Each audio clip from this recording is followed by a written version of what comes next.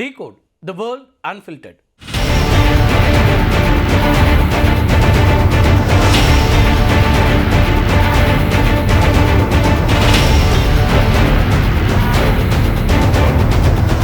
உலக கோடீஸ்வரர்களில் ஒருத்தரும் இந்திய வம்சாவளியை சார்ந்தவருமான லக்ஷ்மி மிட்டல் பிரிட்டனை விட்டு வெளியேறுகிறார்.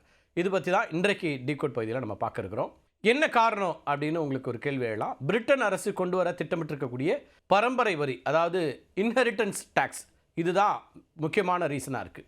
பிரிட்டன் திட்டமிட்டிருக்கக்கூடிய பரம்பரை வரியின் கீழ் வெளிநாட்டிலிருந்து வந்து அங்கு வசிக்கக்கூடிய வசதி படைத்தவர்கள் வந்து விழுந்து விட்டால் உலகின் எந்த மூலையில் அவர்களுக்கு சொத்து இருந்தாலும் அந்த சொத்துக்கு பிரிட்டன் கருவூலம் வரி விதிக்கும் அப்படிங்கிறதான் இப்போ கொண்டு வரக்கூடிய முக்கியமான ஒரு அம்சம். இந்த வரி விகிதம் பொதுவாக 40% வரைக்கும் இருக்கும். இதுதான் மிட்டல் வெளியேறுவதற்கான முக்கியமான காரணமாக சொல்லப்படுது. மிட்டல் குடும்ப ஆலோசகர்கள் உலகம் முழுவதும் தாங்கள் வைத்திருக்கக்கூடிய சொத்துக்களுக்கு பிரிட்டன் அரசாங்கத்துக்கு ஏன் வரி செலுத்தணும் அப்படிங்கிறத புரிந்து கொள்ள முடியவில்லை அப்படின்னு சொல்லியிருக்கிறாங்க. பிரிட்டனில் நீண்ட காலமாக இருந்த நான் டொமிசைல்டு அப்படிங்கிற வரி சலுகை வெளிநாட்டினர் பிரிட்டனுக்குள்ளே ஈட்டக்கூடிய வருமானத்திற்கு மட்டுமே வரி செலுத்தினால் போதும் அப்படிங்கிற நிலையில் இருந்துச்சு. வெளிநாடுகளில் அவங்க ஈட்டக்கூடிய வருமானத்துக்கு பிரிட்டனில் வரி செலுத்த வேண்டியதில்லை அப்படிங்கிறது தான் அப்போது இருக்கக்கூடிய ஒரு நடைமுறை. தற்போதைய தொழிலாளர் கட்சி அரசு ஏப்ரல் மாதம் இந்த அந்தஸ்தை நீக்குறாங்க.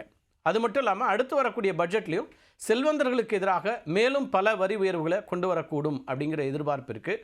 இந்த வரி மாற்றம்ங்கிறது பணக்காரர்களுக்கு அதிக வரிச்சுமையை ஏற்படுத்தும் அப்படின்னு சொல்லப்படுது. லக்ஷ்மி மிட்டல் தற்போது வரியே இல்லாத சுவிட்சர்லாண்டில் வசிச்சுட்டு இருக்கிறார். அது மட்டும் இல்லாமல் அவர் தன்னுடைய பெரும்பாலான வர்த்தகத்தை துபாய்க்கு மாற்றிக்கொள்ள திட்டமிட்டிருக்கிறார். துபாயில் அவருக்கு ஏற்கனவே ஒரு மாளிகை இருக்குது. அங்கு புதிய ரியல் எஸ்டேட் திட்டங்களும் அவர் முதலீடு செய்ய இருக்கிறார். சுவிட்சர்லாந்து அதுபோல் துபாய் நாடுகளில் பரம்பரை வரி விதிக்கப்படுறதுங்கிறது இல்லை.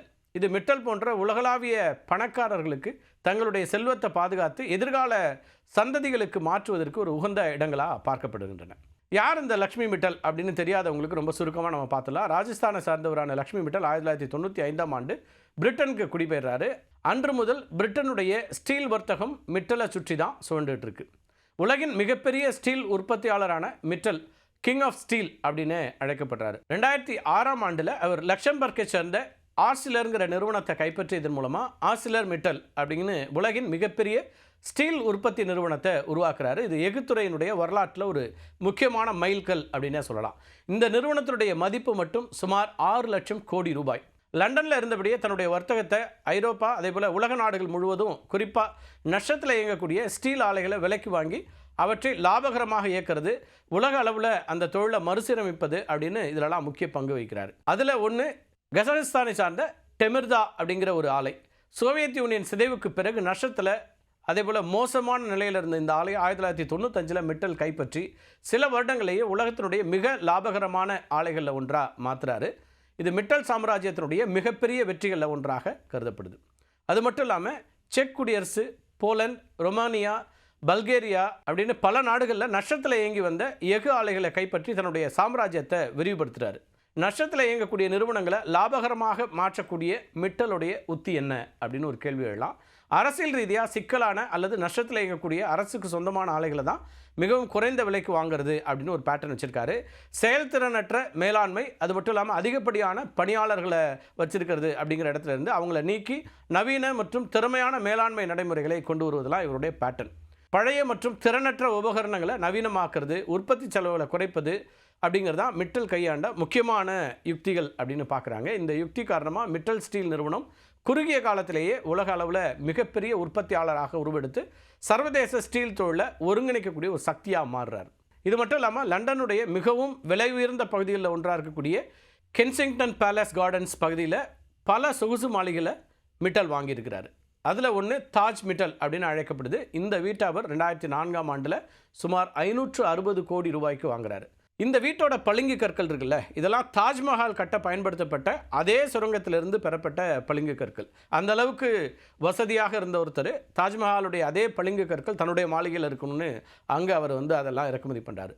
லக்ஷ்மி மிட்டலை பொறுத்த வரைக்கும் உலக அளவிலான பணக்காரர்கள் பட்டியலில் 104வது இடத்துல இருக்கக்கூடிய ஒருத்தர். லக்ஷ்மி மிட்டல் பிரிட்டன் பொருளாதார வளர்ச்சிக்கு நேரடியாகவும் மறைமுகமாகவும் பல வழிகளில் பங்களிச்சிருக்கிறார். அவரை பொறுத்த வரைக்கும் 30 ஆண்டுகளாக பிரிட்டனுடைய ஒரு முக்கியமான டாக்ஸ் ரெசிடென்டா இருந்து வரக்கூடிய ஒரு மனிதர். தன்னுடைய வருமானத்தில் கணிசமான பகுதியை பிரிட்டனுக்கு வரியாக செலுத்தி இருக்கிறாரு. லண்டனை தளமாக கொண்டு ஆஸ்லர் மிட்டல் அப்படிங்கிற உலகின் மிகப்பெரிய ஸ்டீல் சாம்ராஜ்யத்தை கட்டியமைத்த போது பிரிட்டனுடைய நிதி சேவைகள், அதாவது ஃபினான்ஷியல் சர்வீசஸ், அது மட்டும் இல்லாமல் சட்ட சேவைகள் போன்ற துறைகளை அவர் கணிசமாக பயன்படுத்துகிறார். இது லண்டன் நகரத்தினுடைய பொருளாதார நடவடிக்கைகளுக்கு பெரும் பயன்களை அளித்தது அப்படின்னு பார்க்க வேண்டியிருக்கு. மிட்டல் குடும்பம் லண்டனில் ரியல் எஸ்டேட், அது மட்டும் இல்லாமல் பிற சொத்துக்களில் மிக அதிக அளவில் முதலீடு செஞ்சுருக்காங்க. இதனால் ஏராளமானோர் வேலை வாய்ப்பையும் பெற்றிருக்கிறாங்க.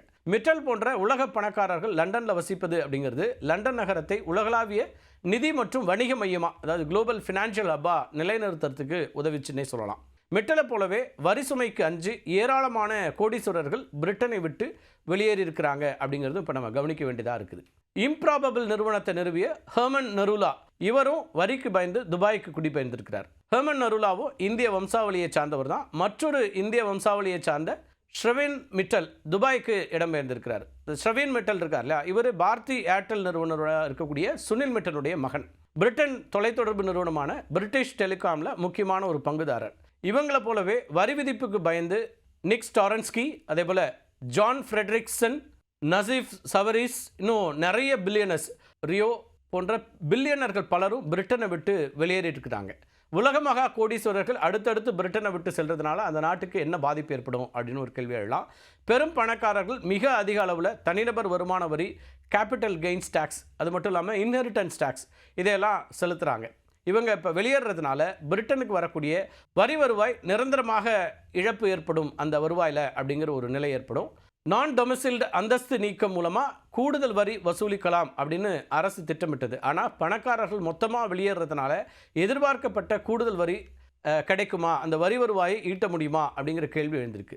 பெரும் பணக்காரர்கள் தங்களுடைய வணிகங்களுடைய உலகளாவிய தலைமையத்தை பிரிட்டனில் வைத்திருக்கக்கூடிய வாய்ப்பும் இனிமேல் குறையலாம் அப்படின்னு பார்க்கப்படுது. இதனால் பிரிட்டனில் புதிய வணிக முதலீடுகள், ஆராய்ச்சி மற்றும் மேம்பாடு போன்றவற்றுக்கான நிதி ஒதுக்கீடு குறைந்து போகலாம் அப்படின்னு பார்க்கப்படுது. லக்ஷ்மி மிட்டல் போன்றோர் லண்டனுடைய உயர் மதிப்பு ரியல் எஸ்டேட்டில் கோடிக்கணக்கில் முதலீடு பண்ணியிருக்காங்க. இப்போ இவங்க வெளியேறாங்க அப்படின்னா அவங்களுடைய சொத்துக்களை விற்பது லண்டனில் ஆடம்பர சொத்து சந்தையினுடைய விலைகள் மற்றும் செயல்பாட்டில் ஒரு தற்காலிகமான தேக்கத்தை ஏற்படுத்தலாம். தொழில் செய்யக்கூடியவங்கெல்லாம் தங்களுடைய வணிகங்களோடு வெளியேறும்போது அவர்களோடு உயர்மட்ட மேலாளர்கள், அது மட்டும் இல்லாமல் திறமையான ஊழியர்களையும் அழைத்து செல்ல வாய்ப்பு இருக்குது. இது பிரிட்டனுடைய இன்டலெக்சுவல் கேபிட்டலையும் குறைத்துவிடும் அப்படின்னு பார்க்கப்படுது. ஒட்டுமொத்தமாக கோடீஸ்வரர்கள் வெளியேறுவது அப்படிங்கிறது பிரிட்டனுடைய வரி வருவாயை நேரடியாக பாதிப்பது மட்டும் இல்லாமல் முதலீட்டு சூழல், வேலைவாய்ப்பு உருவாக்கம், லண்டனில் உலகளாவிய அந்தஸ்து, அதுபோல் சமூக சேவை நிதி உதவி எல்லாவற்றிலும் எதிர்மறை விளைவுகளை ஏற்படுத்தக்கூடிய ஒரு சங்கிலி தொடர் நிகழ்வுகளாக மாறலாம் அப்படிங்கிற ஒரு அபாயத்தையும் பிரிட்டன் எதிர்கொள்கிறது. மீண்டும் ஒரு காணொலியில் சந்திக்கலாம் நண்பர்களே. நன்றி, வணக்கம்.